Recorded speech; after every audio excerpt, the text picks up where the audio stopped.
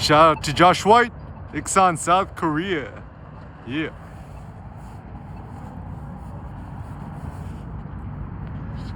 Culver City committees. Iksan 1983. Ooh. Pretty cool. Alright. So, the imperative of joy. Also, Culver City, best place to be in America. Alright. So, some thoughts. This one is on joy. So, joy to the world. Okay. So, Bitcoin has solidified joy. So, why do I care about joy, etc.? So, even though you got the lots of money and capital, it's not going to make you joyful. And I think the critical issue here is that modern day capitalism society is actually not optimized for joy. Joy, it's like, you know, the joy of snuggling with your kid, the joy of all you can eat Korean barbecue. Check out Chubby cattle, like Chubby, Chubby cattle. It's amazing. But yeah, I think the simple thought is like, okay, so this is the optimal strategy. You just take your Bitcoin with you, your capital, your digital property, and you know, you F off to like Thailand, Cambodia, Laos, Mexico City, etc. And because, I don't know, I think staying in America still seems like the losing bet. I mean, Trump hasn't taken office yet. It's going to be, January 2025. I mean, honestly speaking, I think at least the next 4 years will be the best 4 years of economic Bitcoin, crypto prosperity of all time. But still, like, you know, random average stuff, like, so for example, issues with house prices, rent prices. Even if you had the world's best president, it's not going to cause rent prices to go down. And it seems like it's kind of unfortunate that it's kind of a one-way ratchet, right? Is that you cannot magically lower the price of rent, nor can you magically lower the minimum wage. So for example, right now if you work at McDonald's, you get paid $20 an hour. That's pretty crazy, right? So as a consequence, you know, you can't just magically go out and reduce minimum wage from $20 an hour to $18 or $19 an hour. Like, that's, you know, there's probably gonna be riots in the street, right? Even rent, right? If rent is $3,200 a month, it's not gonna drop to $2,900 a month. Housing prices are kind of an interesting category because it looks like right now people are actually having a hard time selling their homes. They just keep lowering the prices. So I think maybe at least by March or April next year, 2025, you'll see house prices to maybe stabilize to see what they should be worth. The big thing too, Trump's gonna fire Gary Gensler, the guy who runs the SEC or whatever. Nobody likes him. And certainly that's gonna do stuff to interest rates. I don't know what's gonna happen, but it does seem that certainly the interest rate does something in home prices, whatever, right? But anyways, so I think right now, assuming you have a good rent-controlled apartment with a great landlord, you know, we're so blessed we have like the best landlord of all time.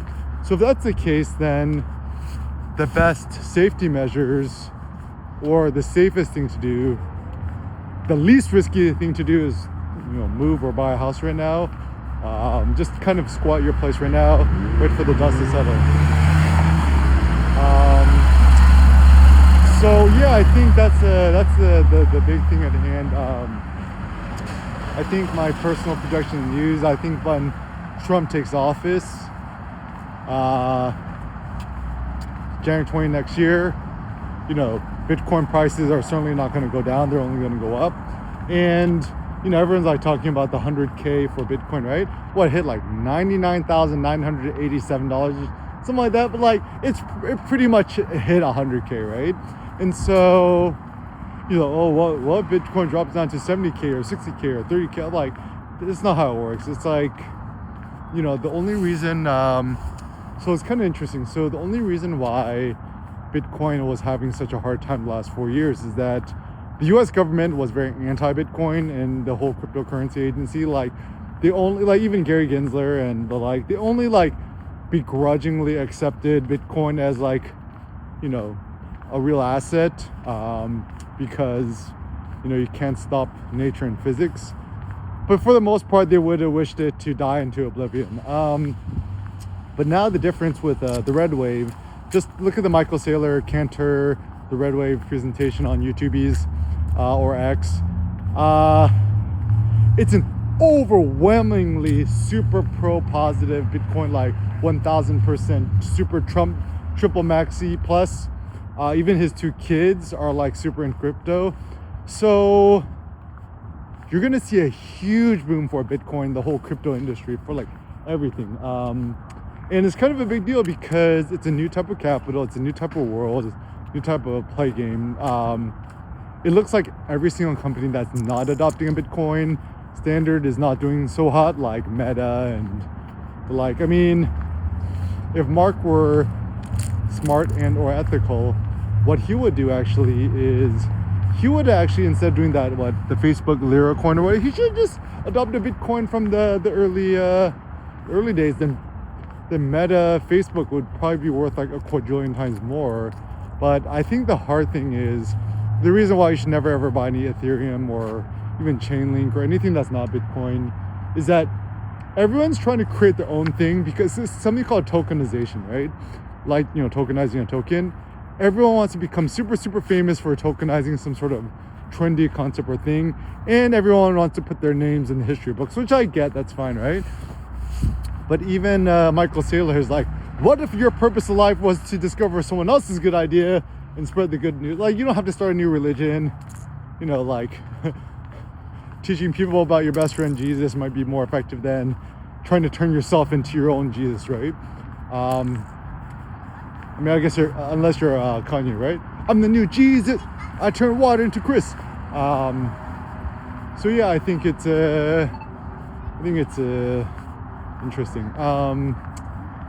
And yeah, like we're doing some maths. Essentially, we're only going to be back in here in LA for only like another 3 months before we go to Vietnam for a month, Hong Kong, maybe Japan, then Cambodia for 6 months. So it's like, not going to be here for that much longer. So it's like, not having tired on is a good idea.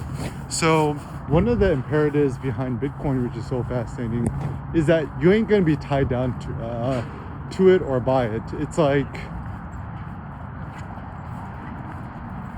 essentially you could take it with you everywhere you go, and your capital will always be portable with you irregardless of where you are on the planet, right? So it's good for digital nomads, it's good for you.